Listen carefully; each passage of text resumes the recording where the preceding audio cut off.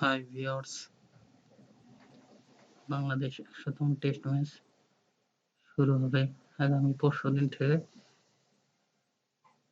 তো বাংলাদেশের এই গর্ব যে ১৭ বছর পর আজকে ১০০ টেস্ট ম্যাচ খেলতেছে। বাংলাদেশ ২০০০ সাল থেকে টেস্ট ম্যাচ খেলা শুরু করে। ২০১৭ সালে এসে তারা ১০০ ম্যাচ খেলতে যাচ্ছে।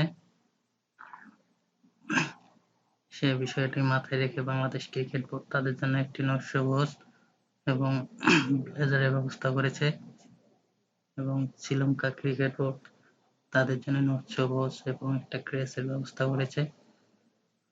তো আপনারা সবাই দোয়া করবেন যেন বাংলাদেশ জিততে পারে ১০০তম টেস্ট।